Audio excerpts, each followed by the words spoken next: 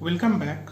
So today we will start Fourier transform, and this is even more interesting theory compared to the Fourier series in terms of the richness of the mathematics and the like scope of application, because this periodic signal that is a limited construction. Most of the signals are not periodic, and to go to the general theory of periodic but eternal signals, we first have to understand the theory of Fourier transform, which is applicable for non-periodic but transient.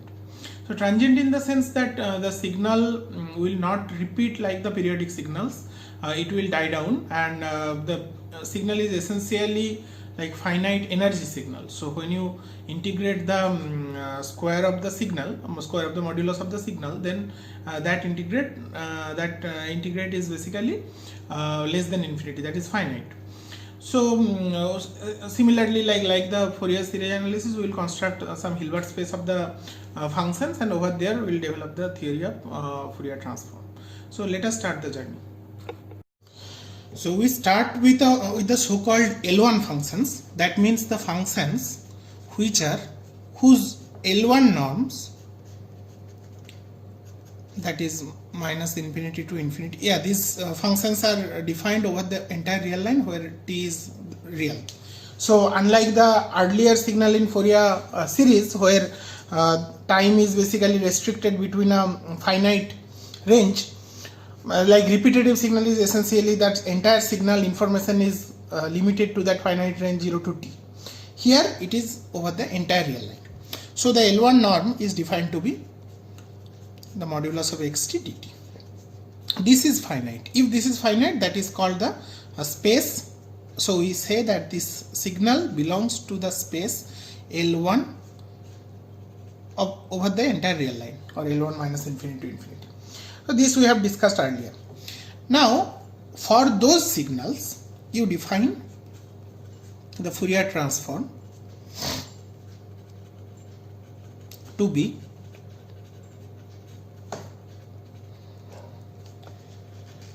x hat. I can do a for omega, so the relationship is f omega is equal to 2 pi f. So we will use both the form.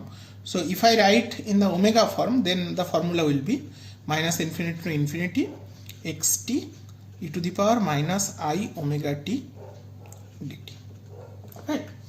So if I define the Fourier transform in this way, so we can now analyze a few characteristics of the Fourier transform. The first one is well definedness. So whether it is properly defined or not, or well posed, well defined Fourier transform. So for that we have to show that this value, so for every omega is also a real number, for every omega this is well defined. So how to show that? Basically we have to show that the modulus of this, or the value of this is finite. So that value is modulus of this formula xt e to the power minus I omega t dt, and this is less than equal to minus infinity to infinity. The modulus goes inside, of course,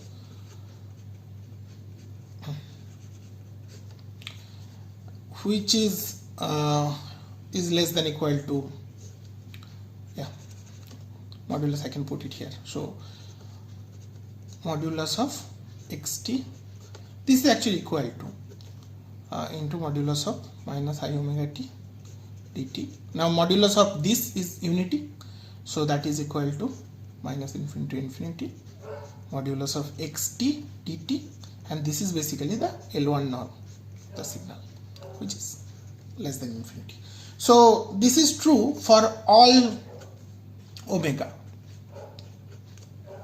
So Fourier transform is well defined. The second characteristic is Fourier transform is continuous.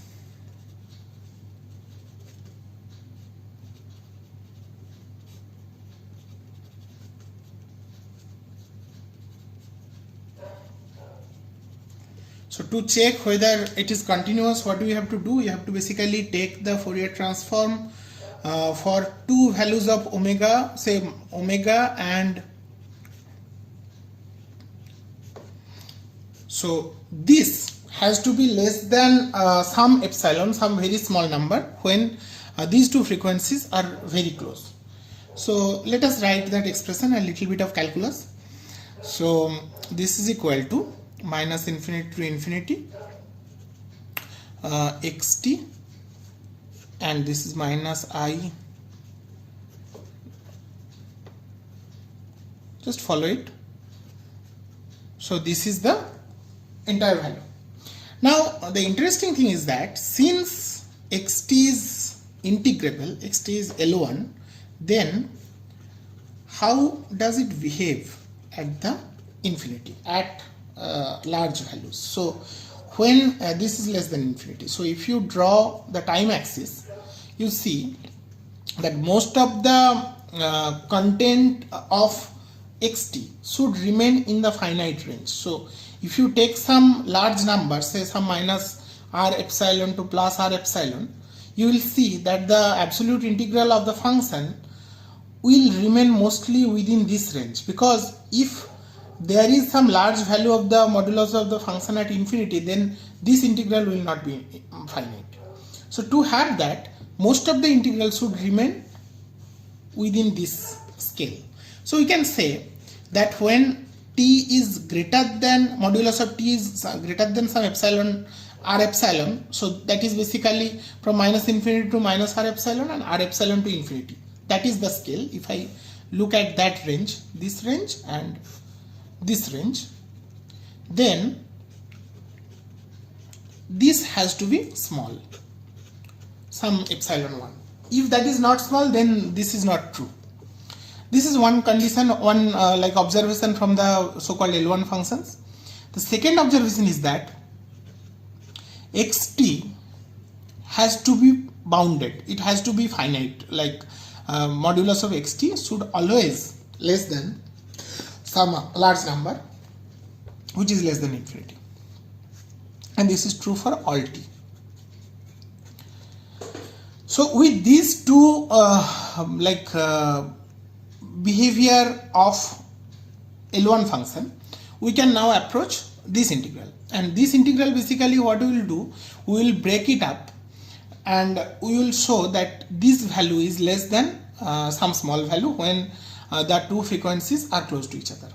So let us look at this integral. This integral will be, of course, so let me write it down here.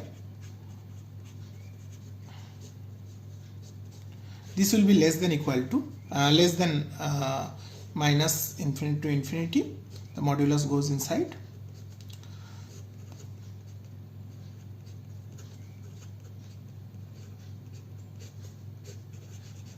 Now I will split this integral into three segments. So the first segment is minus infinity to minus r epsilon.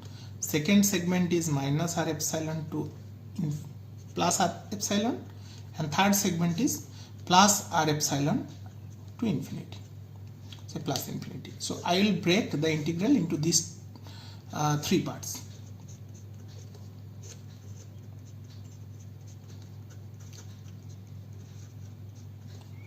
Then what will happen?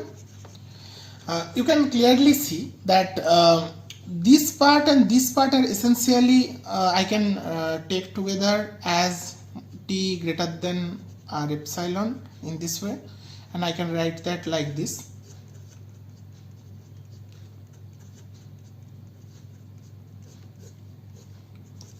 And this one will be basically minus r epsilon to r epsilon. Yeah, follow this derivation. This is not difficult, but you have to be a little careful in having all the factors. Now these two integrals, we have to show this is small as well as this is small, then only this will be small, right? Now observe the quantities. For this we know that xt dt, modulus xt dt for this range is small. That is this condition. This condition we have already seen. This is condition number 1, say. So these phasors, whatever value they take, these are the phasors, right? So phasors means they're having modulus 1 and they're rotating on the unit circle. So this is the unit circle. So some e to the power minus I omega t. This is here. This is one phasor. This can be another phasor. So for two different values of t, they are like that. They are rotating in the plus direction or in the minus direction based on the values of omega and so for this phasor, the maximum value it can take is the difference of two phasors. The maximum value is basically 2. So this is very much finite. This is value maximum value is 2. So this entire thing is less than essentially twice of epsilon 1, isn't it? So that is the first condition, first integral which you are checking. The second one, the interesting thing is that the value xt, the modulus of that is always less than some value m. And then we will observe what is happening to this phasor, because over there we need a closer look at these phases, and we have to basically relate with the difference of the two frequencies. So let us see the steps. So first step is easier.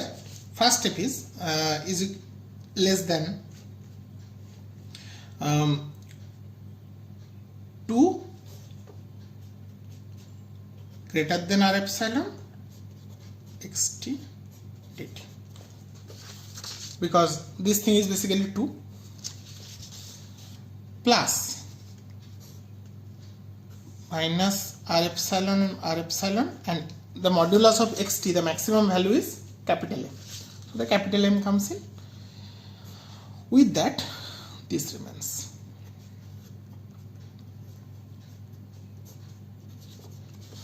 Now this is clear, this is less than 2 epsilon 1, because this integral is epsilon 1 plus m goes out, fine.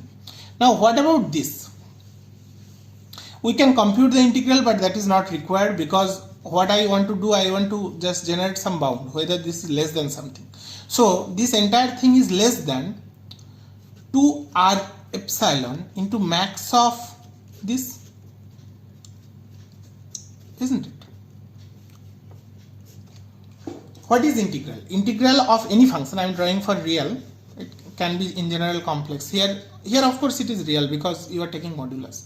So for real, for positive real, suppose when you are computing some integral from some value to some value, say this is minus re to re.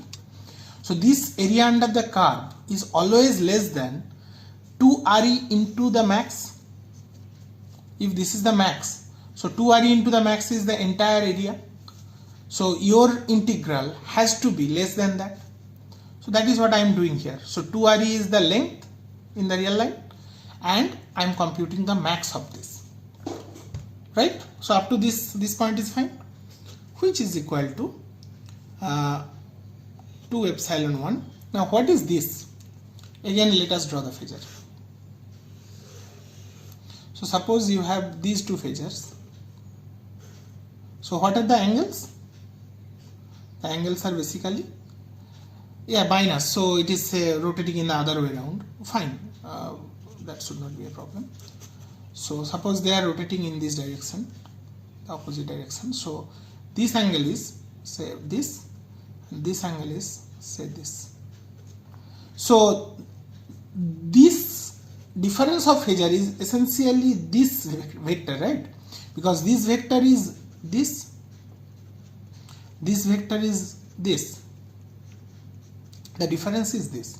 Now from elementary geometry of the circle, we know that this chord, the length of the chord is essentially the radius into the angle. So what is the angle difference? Angle difference is basically the difference between these two terms. So e to the power minus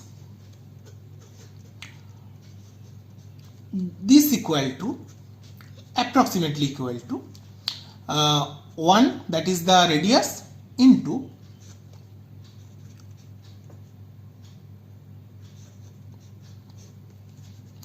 I can take modulus, no issue.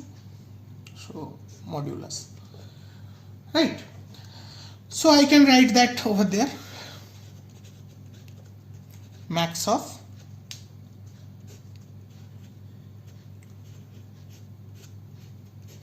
now what is the max of t? max of t in that entire range is basically RE. So that RE will come LS plus M into 2R epsilon square into this. So I get something interesting. So this is small, definitely.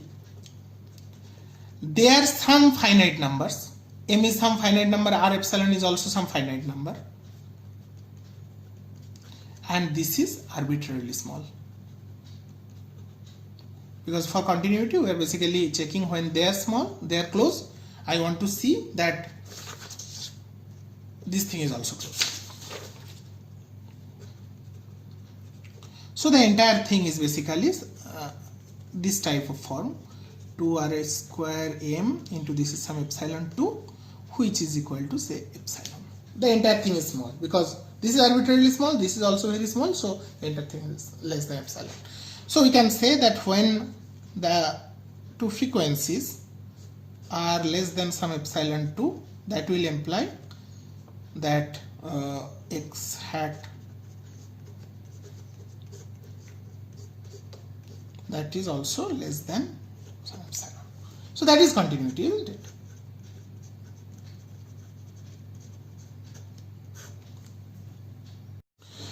But not everything is great about Fourier transform. Continuity is great, but the problem is that this x hat omega, which is minus infinity to infinity xt e to the power minus I omega t dt, this may not be L1. And if it is not L1, then I don't know that if we can do the inverse transform, which I did not prove yet because we do not have the guarantee. So if we try to develop something like this, x hat omega e to the power plus I omega t d omega, which will be our so-called inverse Fourier transform, I don't know whether this at all exists or not, because this may not be L1. Let us take one example and let us see that it may not be L1 indeed. So our first example of Fourier transform.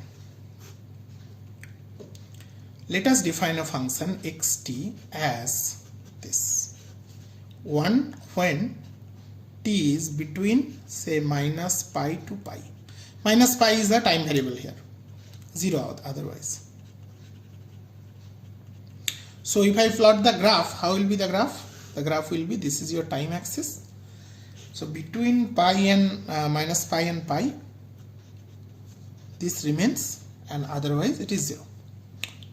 Here is the value 1. So clearly this is integrable. So integrate xt dt is equal to minus infinity to infinity. It will be essentially equal to 2 pi. Which is less than infinity. So this signal is L1 signal. This xt is very much L1 signal. So if this is L1, then we can define the Fourier transform. So Fourier transform is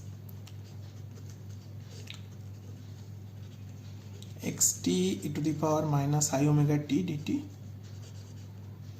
which is equal to, outside it is 0, so that goes to be 0. So it finally remains like this. 1 into e to the power minus I omega t dt.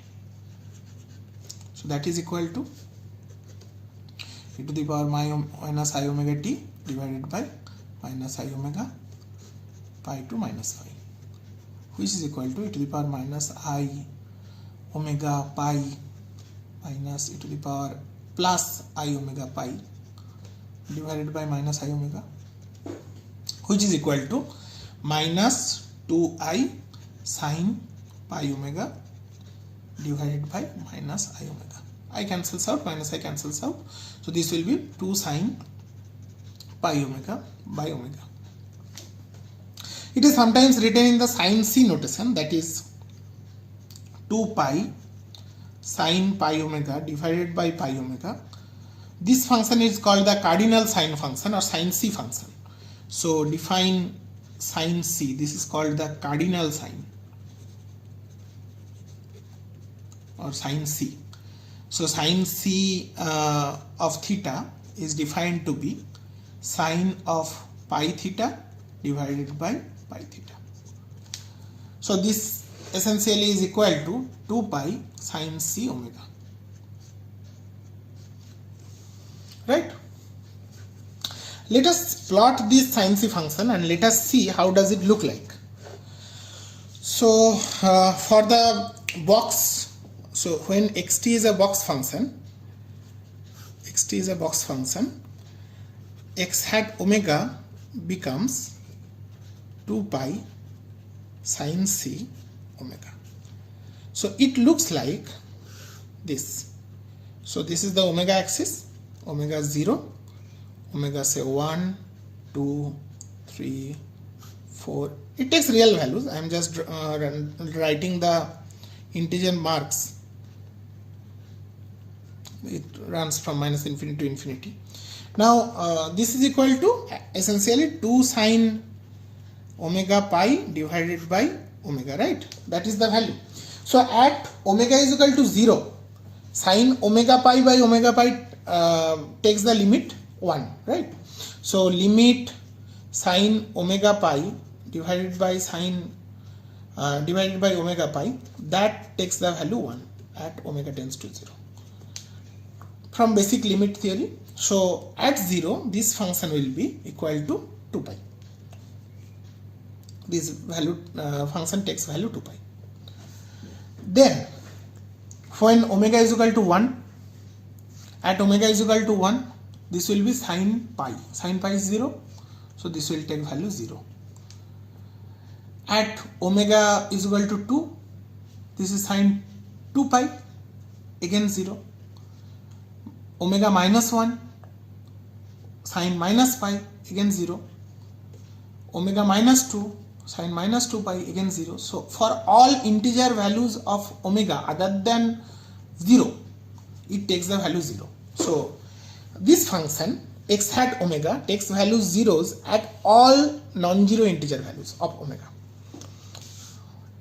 In between, so in this range between 0 to 1, 0 to 1 means angularly it is between 0 and pi. So angularly it is between 0 and pi, and we know that between 0 and pi the sign is positive. So sign is positive, so it looks like a sine curve, but you understand that this is having this 1 by omega as a like multiplying factor with this, so this will have a taper form, and this is symmetric in the both the side. Here it enters, it reaches the 0 line. Between between 1 and 2 is basically pi to 2 pi. So this is pi and this is 2 pi. So in this range sign is negative. So here sign is negative. This side is symmetric. Then between 2 pi and 3 pi it is again positive. But you see the amplitude is decreasing slowly. That is because of this factor. So it will continue like this. The amplitude will go down slowly, and this will continue forever over the entire real line. So this is the plot of a sine C function. Now what I will show you, that this function sine C, it does not belong to L1. This is not integrable, not absolutely integrable. So the corresponding norm, let us compute.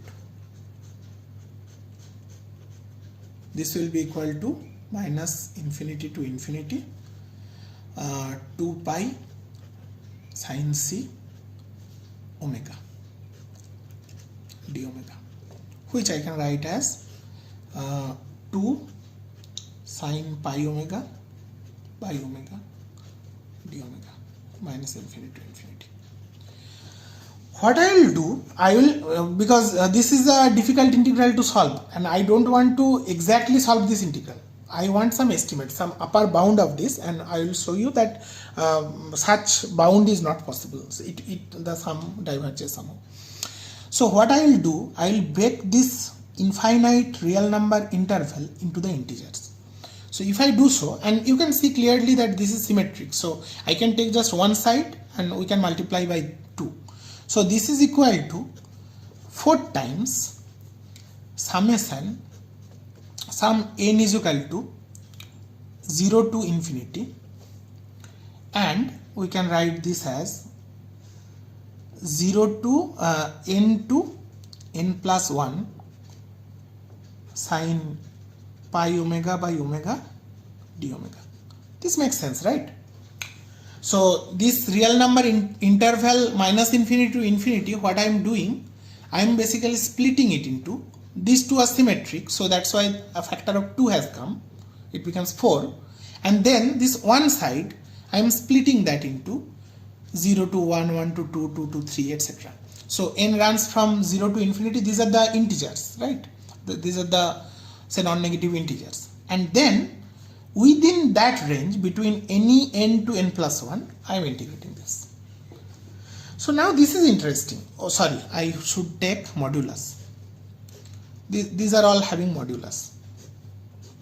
Now this is interesting. If you take modulus, this function was oscillating in the positive and negative direction. Whenever you take modulus, basically you are taking the positive side as well. Like the negative, you are basically flipping it.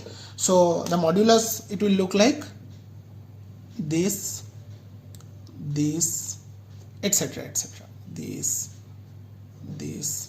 like that. Now in any interval, be it this or be it that, what I will do, I will split that between n and n plus 1. So between n and n plus 1, you see the curve looks like this. I will split this into 3 compartments: n plus 1 by 4, n plus 3 by 4. Why so? Because you see over here I can bound it, I can lower bound it by some value of the sign. So definitely the area under the entire curve, it has to be greater than the area under this curve, isn't it? So this will be greater than equal to 4 summation n is equal to 0 to infinity. Instead of n to n plus 1, I am splitting it to n plus 1 by 4 to n plus 3 by 4 sine pi omega by omega d omega. So here between n plus 1 by 4 and n plus 3 by 4, what will be the value of the sine? So my angles are n plus 1 by 4 into pi, that is this angle, pi by 4 angle basically, because or this side, either way, and n plus 3 by 4, okay, I am talking about only positive integers, so n plus 1 by 4, n plus 3 by 4, both are in the positive side, so this is fine. So this is the angle n plus 1 by 4 and this is the angle n plus 3 by 4. So this is one angle and this is another angle. In this range, you see the sine value is always above 1 by root 2, because at 45 degree, at n plus 1 by 4, that is 45 degree, that is pi by 4, right? Over there, the sine pi by 4 is 1 by root 2. Similarly, sine 3 pi by 4 is also 1 by root 2, and in between it is always greater than 1 by root 2. This is the curve. So this value is 1 by root 2, this value is 1 by root 2, the sine value. So this can be written as greater than equal to 4 summation n is equal to 0 to infinity integral n plus 1 by 4 to n plus 3 by 4. This is always greater than 1 by root 2, and what remains is 1 by omega d omega.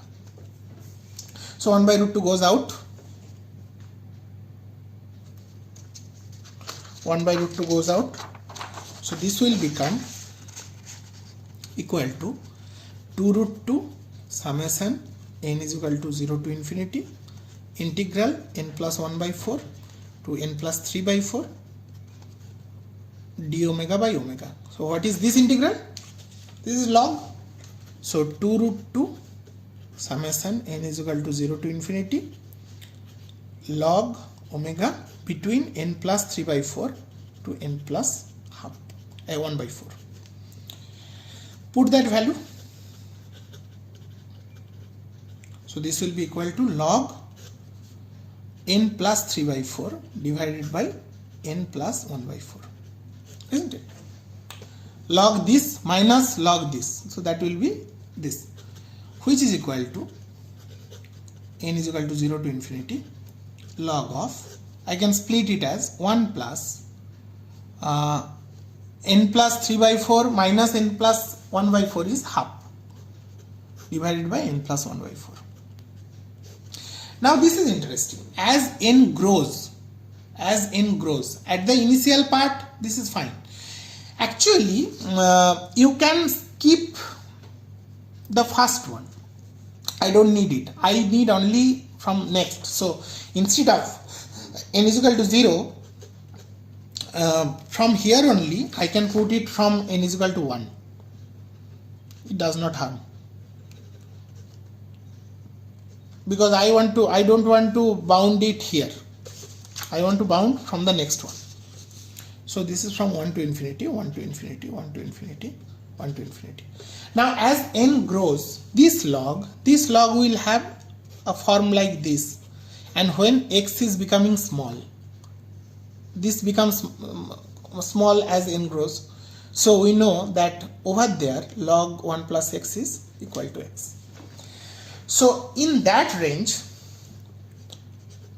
for n large, n is equal to some large value, say some value to infinity, if I take, this will be equal to half divided by n plus 1 by 4. You mind the equality. So even if we remove some of the smaller terms, this greater than will always work, right? Now look at this. What is this? Now n plus 1 by 4 is always 1 by n plus 1 by 4. So n plus 1 by 4 is always less than n plus 1. So 1 by n plus 1 by 4 is always greater than 1 by n plus 1. That I can do.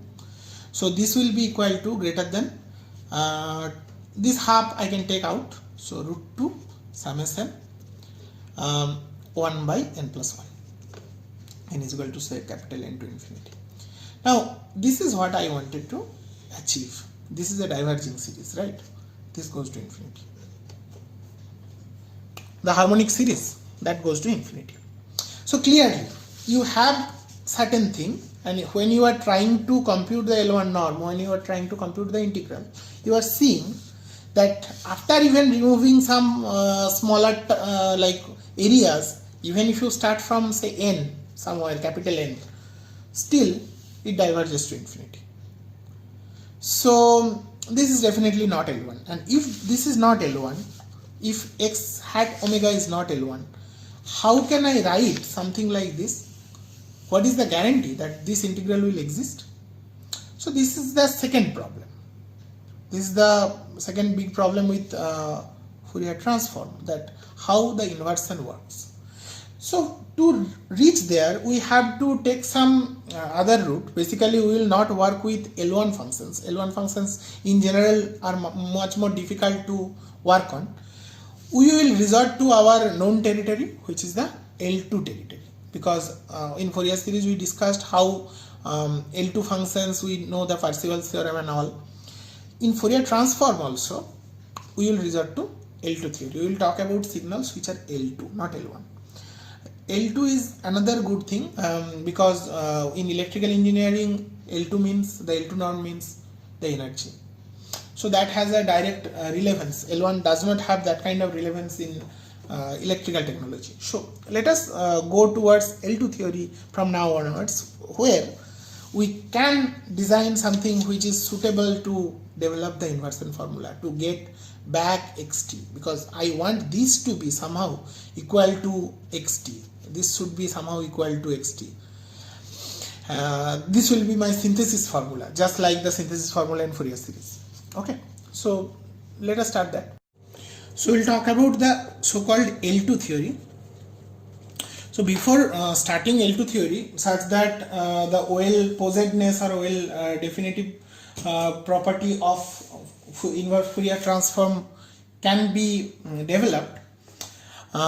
But before going into that L2 theory straight away, let us talk that the two spaces L1 and L2 over the reals, they have some weird behavior. So let us consider these two spaces L1R and L2R. So what are the definitions of L1 and L2R? L1R are all those function xt such that the L1 norm of xt is finite.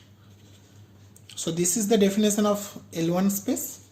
This has to be less than infinity. What is the definition of L2 space? It is all such functions xt such that the L2 norm, which is modulus xt square dt, you can take the square root, that is less than infinity. So if these two spaces are essentially overlapping, but there are elements which belongs to one set but not the other one. So suppose this is a set, this is a set of L1 and this is a set of L2R. I can give you two quick examples which you can check whether they belong to which space. So let us take the first example, say x1t. I define x1t to be 1 by root t for t belongs to 0 to 1 and 0 otherwise. Here I am not including 0, because if you include 0 this becomes undefined. So this function is defined excluding 0. So suppose this is 0, you take from this point to 1. Over there you are defining it. This is suppose the axis, but you are not including 0. Then as t goes towards 0, 1 by root t, it will explode, it will go towards infinity, isn't it? It will go high and high and high and high, and then it will come down to the value 1 at 1. Here the value is 1 and 0 otherwise. Everywhere else it is 0. At 0 also it is 0. So if I ask you that is this L1 or L2 or none, you check this.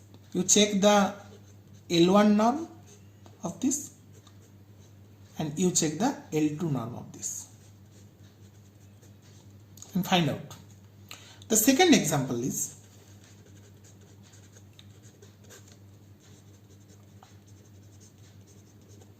say define 1 by t when t belongs to 1 and infinity, 0 otherwise. So this function looks like this. This is 1, this is 0, this goes to infinity, minus infinity. So here it starts at 1, so at 1 it is 1, and then this asymptote will become like this. So it goes towards 0 as t tends to infinity. So again compute the L1 norm of this and L2 norm of this. So you yourself will understand that indeed L1 and L2 two spaces are having some overlap definitely, but there are elements which are outside the other one. So you will get some area where it is L1 intersection L2 complement, and this is L2 intersection L1 complement.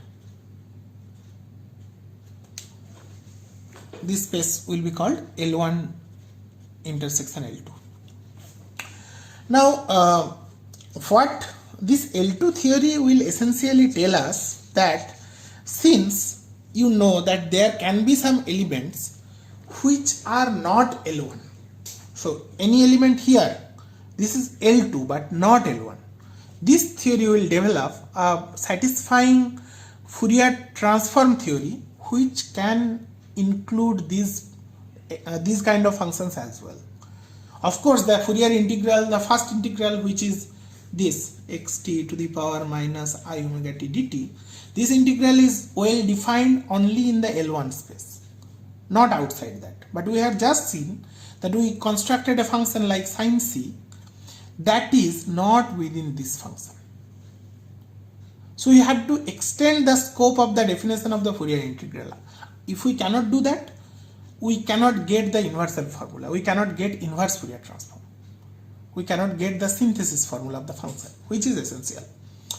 So To reach there, our first step is the L2 theory, where I take some function which is outside the space of L1 such that the first definition of Fourier transform is not defined over there, but somehow we will try to give a new definition of Fourier transform which makes sense.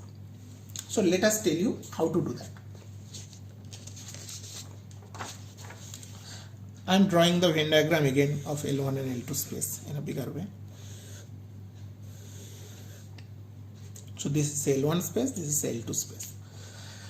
So the Fourier transform, I am writing Fourier transform as this curly f. Okay, so curly fx is basically the Fourier transform minus infinity to infinity xt e to the power minus I omega t dt.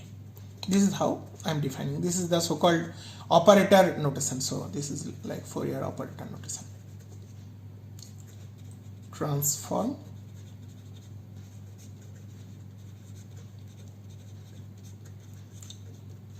so if I write this capital Fx, that means essentially x hat. This will be a function of some frequency.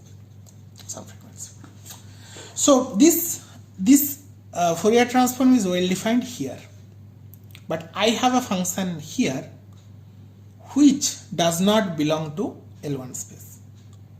So the trick is, because we have some overlap, there is some intersecting region between L1 and L2. So we will try to find out some functions in that L1 intersection L2 space. So try to find out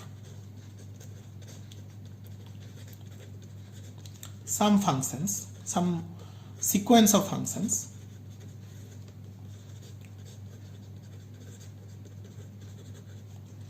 in L1 intersection L2 such that that sequence converges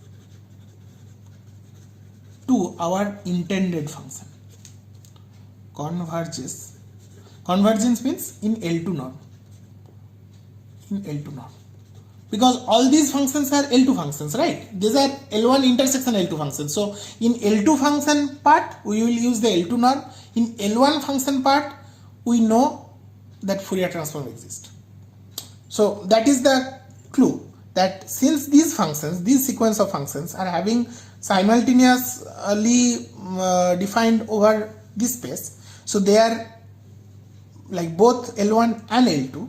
So since they are L1, you can define Fourier transform. Since they are L2, you have L2 norm defined. So I want to make such sequence such that the sequence converges in L2 norm to our intended function xt. If I can get that, then what I will say, that I will say that we can compute the Fourier transform for these functions, and if they can form a limit, we will define that limit of those transforms to be the Fourier transform of this. I am writing clearly. So I am giving one example, which is the best example which we will take throughout our journey of Fourier transform. The example is that for any arbitrary xt in L2 space, define xnt to be xt for mod t less than n, 0 when mod t is greater than n, less than equal to n, greater than n. Defined like this. So what does that mean? You have some function. So suppose this is a or xt. So if I tell you that what is this point is 0, this point is 1, this point is 2, this point is minus 1, this point is 2, this point is 3, this is minus 2, minus 3, etc. This is the axis time. So we define, this is a sequence because n will tend to infinity eventually. So if n tends to infinity, xnt will become xt, isn't it? Xnt will become xt. But when n is not infinity, what they are looking like, what they are. So what is x1t? x1t is basically this function. x1t is that function. What is x2t? x2t is basically this function.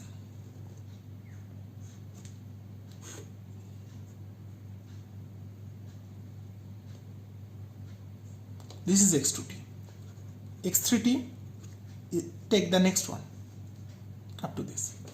So clearly this is some windowing technique, isn't it? You are basically putting a box, a window function, and you are taking only that part within that window and removing everything else, right?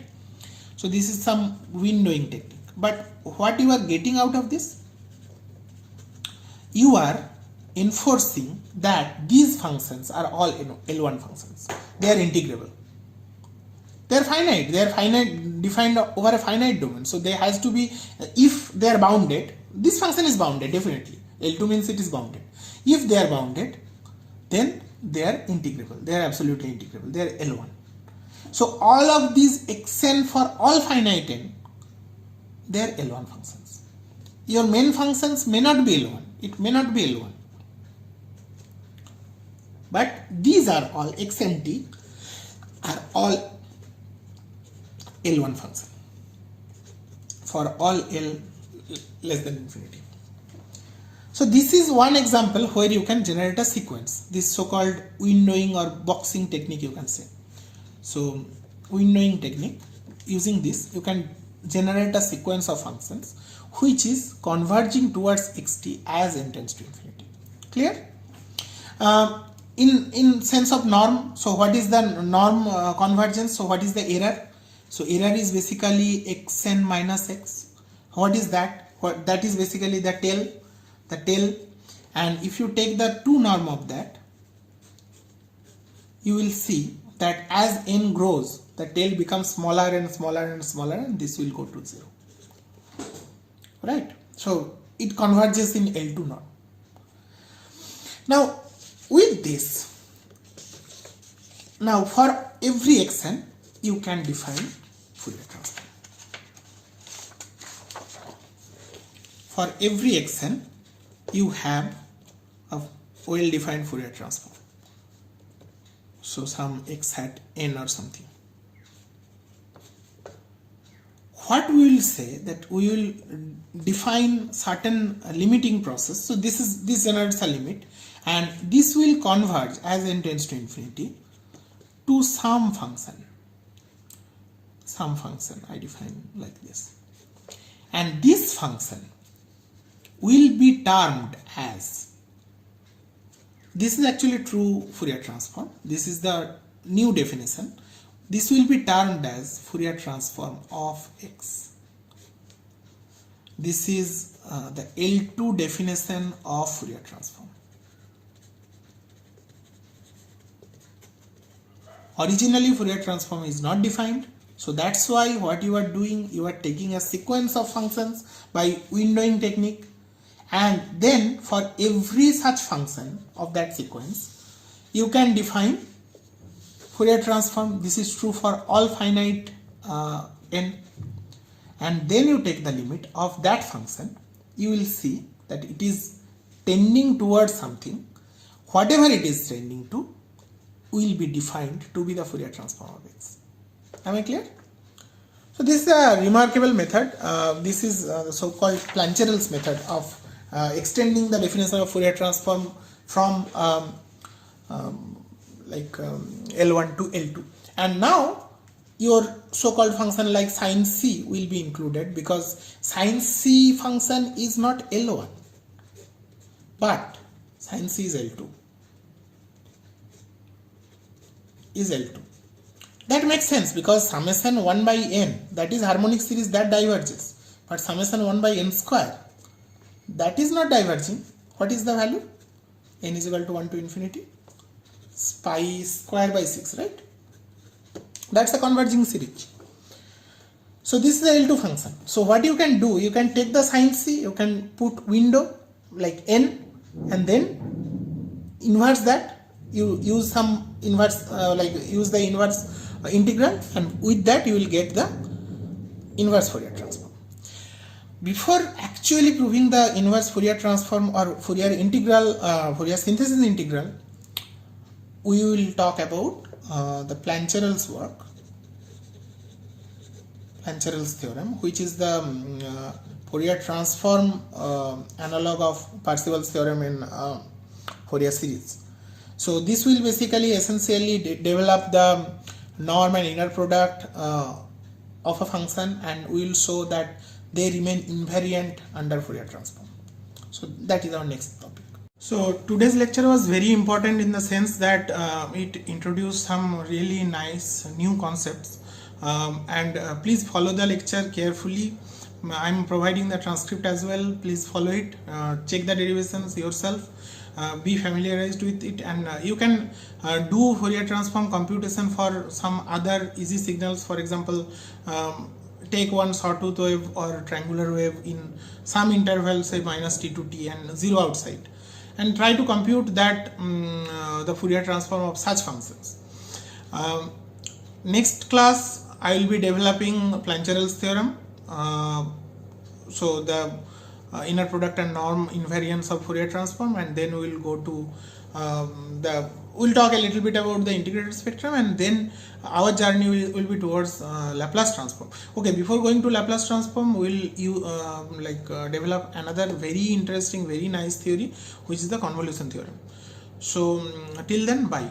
Please practice it carefully. Okay.